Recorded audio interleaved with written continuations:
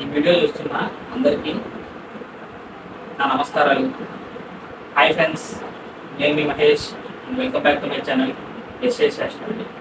మనం ప్రీవియస్ వీడియోలో ఏం డిస్కస్ చేసామంటే రవిగ్రహం 12 భావంలో ఉంటే ఫలితాలు అనేవి ఏ విధంగా వస్తాయి అనే విషయాన్ని చూసాం.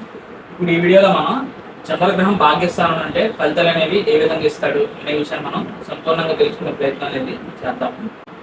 ఈ చంద్రగ్రహాన్ని మనం సహజంగా శుభత్వం పొందిన గ్రహంగా తీసుకోవడం అనేది జరుగుతుంది. ఇటువంటి సహజంగా శుభత్వం పొందిన గ్రహాలు ఇలా లక్ష్మీ స్థానాలైన లగ్నం అవ్వచ్చు, పంచమం కానీ, భాగ్యం కానీ ఇటువంటి స్థానాలకి కనెక్షన్ కనుక ఫామ్ అయినట్లయితే ఆ కాంబినేషన్స్ అనేవి చాలా పాజిటివ్ కాంబినేషన్స్గా మనం చెప్పొచ్చు అన్నమాట.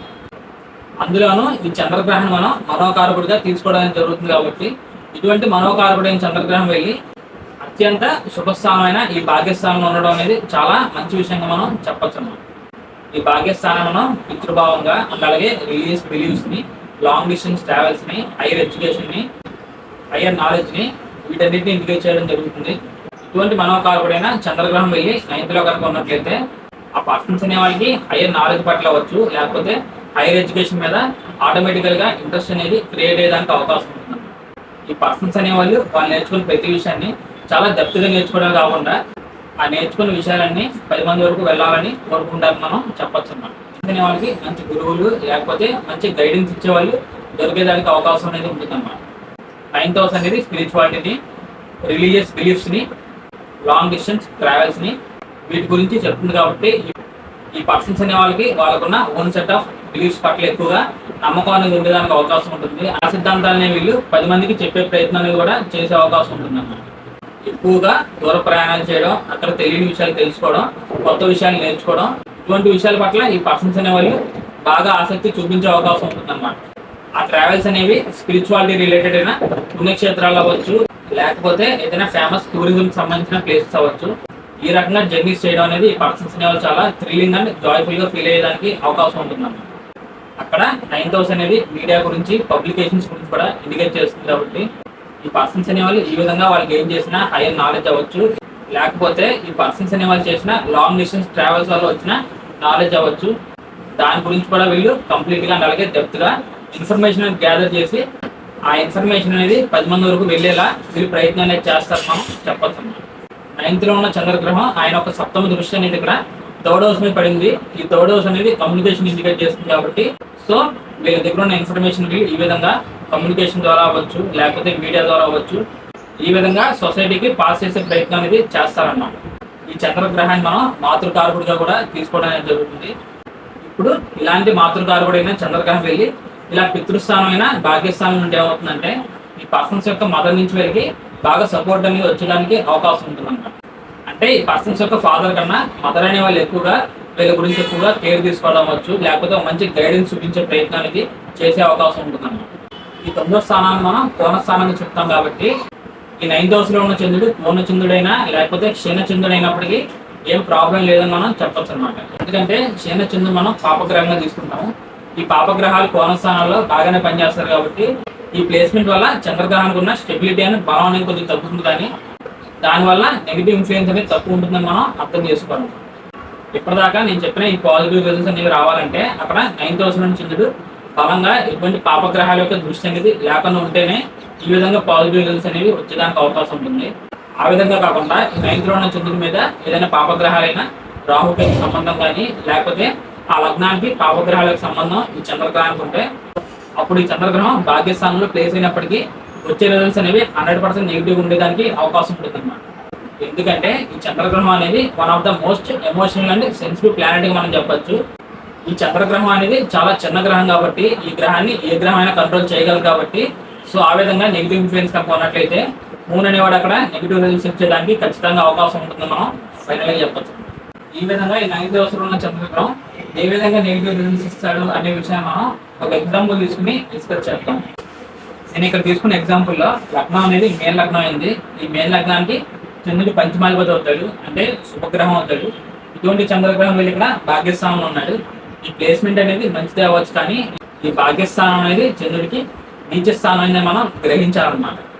ఇక్కడ మనం చూసినట్లయితే ఈ 5th హౌస్ అనేది కూడా నాలెడ్జ్ ఇండికేట్ చేస్తుంది.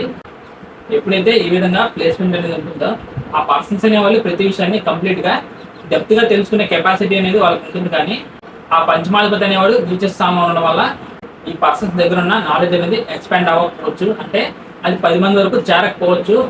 ఇంకా ఈ చంద్రగ్రహం మీద నెగిటివ్ ప్లానెట్స్ యొక్క ప్రభావం, అంటే ఫర్ ఎగ్జాంపుల్గా ఈ చంద్రగ్రహంతో ఏ శని గ్రహం లేకపోతే రాహు గ్రహం ఇక్కడ బలంగా కనుక కలిసినట్లయితే ఈ పర్సన్స్ అనే వాళ్ళకి వాళ్ళకున్న ఓన్ సెట్ ఆఫ్ బిలీఫ్స్ని అండ్ అలాగే సిద్ధాంతాన్ని సొసైటీకి నెగిటివ్గా మెసేజ్ ఇచ్చేలాగా కూడా ఉండే అవకాశం అనేది ఉంటుంది అన్నమాట. ఈ విధంగా 9th హౌస్లో చంద్రగ్రహం ఇచ్చే ఫలితాలు అనేవి, అక్కడ 9th హౌస్లో చంద్రుడు ఏ గ్రహాలతో కలిశాడు, ఏ గ్రహాల చేత బలంగా చూడబడుతున్నాడు, ఎన్ని డిగ్రీలకు ఉన్నాడు, నవాంశలు ఎలా ఉన్నాడు, అండ్ అలాగే ప్రధానంగా మనం ఏ నక్షత్రంలో ప్లేస్ అయ్యాడు అనే విషయాన్ని మనం తప్పకుండా చూడాలన్నమాట. ఇక్కడ ఫర్ ఎగ్జాంపుల్గా చంద్రగ్రహం వృశ్చిక రాశిలో ఉండడం జరిగింది. ఈ రాశిలో ఉండే నక్షత్రాలు ఏంటంటే విశాఖ నక్షత్రం, అనురాధ నక్షత్రం అండ్ అలాగే జ్యేష్ఠ నక్షత్రం. ఇక్కడ ఆల్రెడీ చంద్రుడు నీచ స్థానం నుండి స్థాన బలాన్ని కోల్పోయాడు. కనీసం ఈ చంద్రగ్రహం మంచి నక్షత్రంలో కనుక ఉన్నట్లయితే అప్పుడు ఆ చంద్రగ్రహం కొంతవరకు అయినా శుభ ఫలితాన్ని ఇచ్చేదానికి అవకాశం అనేది ఉంటుందన్నమాట.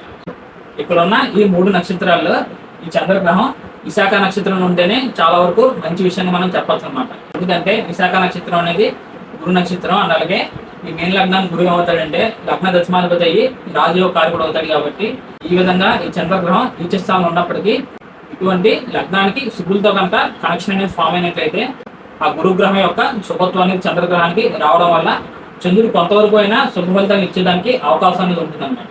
ఇప్పుడు నేను చెప్పిన ప్లేస్మెంట్ అనేది వర్క్ అవ్వాలంటే అక్కడ గురుగ్రహానికి ఎటువంటి నెగిటివ్ గ్రహాలకు సంబంధం లేకుండా ఉన్నట్లయితేనే వర్క్ అయ్యేదానికి అవకాశం ఉంటుంది.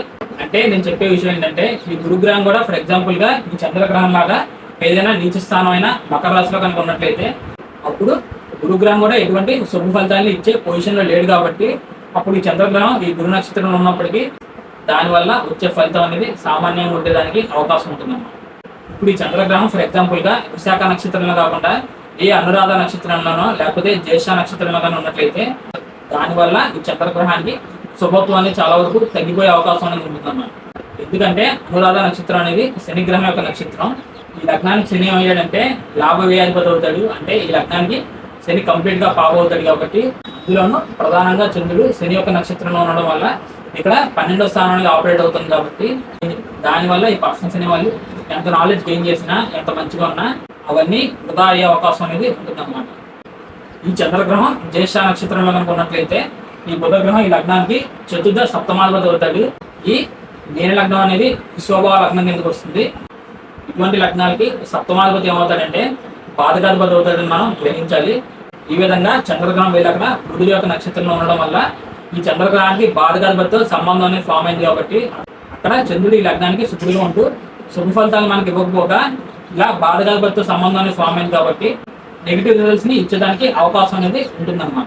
ఈ విధంగా చంద్రగ్రహం భాగ్యస్థానంలో ప్లేస్ అయినప్పటికీ ఈ చంద్రుడు one of the most emotional and sensitive planet. కాబట్టి అక్కడ చంద్రగ్రహానికి ఏమైనా పాపగ్రహాలకు సంబంధం అనేది ఉందా లేదా అనే విషయాన్ని మనం తప్పకుండా చూడాల్సిన అవసరం అనేది ఎంతైనా ఉందని మనం చెప్పచ్చు. అందులోనూ ప్రధానంగా ఈ చంద్రగ్రహం మనోకారకుడు కాబట్టి, అంటే మన వే ఆఫ్ థింకింగ్ ఇండికేట్ చేస్తాడు. కాబట్టి సో ఆ పాపగ్రహాల ప్రభావం అనేది మన వే ఆఫ్ థింకింగ్ మీద కూడా ఉండడం జరుగుతుంది. కాబట్టి అందుకనే మనకున్న అన్ని గ్రహాల కన్నా ఈ చంద్రగ్రహాన్ని ప్రత్యేకంగా ఈ విధంగా డెప్త్గా అనాలిసిస్ అనేది చేయాలన్నమాట. సో ఫైనల్గా ఇది ఫ్రెండ్స్ నా వీడియో. ఈ చంద్రగ్రహం 9వ భావంలో ఉంటే ఫలితాలు అనేవి ఏ విధంగా ఇస్తాడు అనే విషయం గురించి ఈ వీడియో నేను మీకు బాగా అర్థమైందని అనుకుంటున్నాను. ఈ వీడియో మీకు బాగా యూజ్ అవుతుందని నేను భావిస్తున్నాను. నా సైడ్ నుంచి చిన్న రిక్వెస్ట్ ఏంటంటే మీరు ఎవరైనా కొత్తగా నా ఛానల్ చూస్తున్నా లేకపోతే ఈ వీడియో చూస్తున్నా ఇందులోని ఇన్ఫర్మేషన్ కనుక మీకు నచ్చినట్లయితే తప్పకుండా వీడియోని లైక్ చేసి నా ఛానల్కి సబ్స్క్రైబ్ చేసి నాకు సపోర్ట్ చేస్తారని నేను ఆశిస్తాను. So thank you friends, thank you for watching my video and thank you so much for your time. ఈ కాన్సెప్ట్లో మీకు ఏదైనా ఫర్దర్గా డౌట్స్ ఉంటే తప్పకుండా కమెంట్ చేయడానికి ప్రయత్నం చేయండి. ఇక ఫైనల్గా ఎవరికైనా పర్సనల్గా కనుక కన్సల్టేషన్ తీసుకోవాలి అనే ఉద్దేశం కనుక ఉన్నట్లయితే స్క్రీన్ మీద కనిపిస్తున్న నెంబర్కి వాట్సాప్ కాల్ చేయడానికి ప్రయత్నం చేయండి. నేను వచ్చే అప్కమింగ్ వీడియోలో మరో ఇంట్రెస్టింగ్ వీడియోతో మీ ముందుకు వచ్చే ప్రయత్నం అనేది ఖచ్చితంగా చేస్తాను. అప్పటిదాకా bye friends, see you very soon.